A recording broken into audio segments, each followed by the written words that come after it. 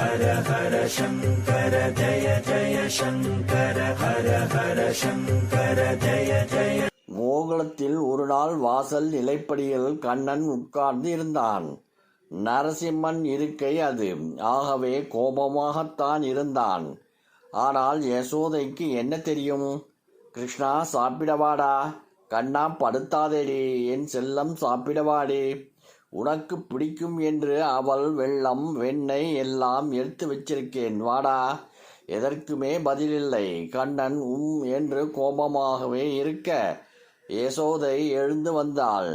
செல்லக்கண்ணா, என்னடா கோபம் உனக்கு? கன்னத்தில் கை வைத்து யசோதையிடம் இருந்து முகத்தை திருப்பிக் கொண்டான் கண்ணன். என்னடா கோபம் உனக்கு? நீ என் காதை பிடித்து நேற்று திரிகினே, எனக்கு இன்னமும் அது வலிக்கிறது. அதனால் உன்மேல் கோபம். கண்ணன் பவளவாய் திறந்து மழலை பிரவாகமாக. யசோதா சொன்னாள், அட அசடு, ஆதி மூலமே என்று எங்கிருந்தோ யானை கூப்பிட்டால் உன் காதில் விழுகிறது. தொழுவத்தில் கட்டி இருக்கும் மாடு கத்தினால் உன் காதில் விழுகிறது. கோபிகைகள் அவர் வீட்டில் கறக்கும் பால் சப்தம், தயிர் கரைந்து வெண்ணெய் திரட்டும் சப்தம் உன் காதில் விழுகிறது.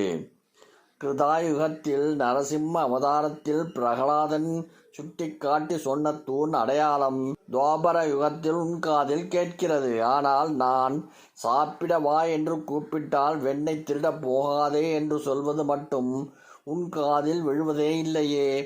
அதனால் தான் உன் காதில் இருக்கும் குண்டலத்தில் ஏதோ குறை இருக்கிறதா, அல்லது காதுக்கு உள்ளே அழுக்கு ஏதாவது இருக்கா என்று திருகி உள்ளே கூர்ந்து பார்த்தபோது நீ திமிரி ஓடி பார்த்தாய். அதனால் கொஞ்சம் கெட்டியாக அழுத்தி பிடிச்சிட்டேண்டா குழந்தாய் என்று யசோதா சொல்ல, கண்ணன் வெண்ணெய் கிண்ணத்தில் யசோதா கையை கொடுத்து ஊட்டிவிடு அம்மா என்றான் குழந்தையாக.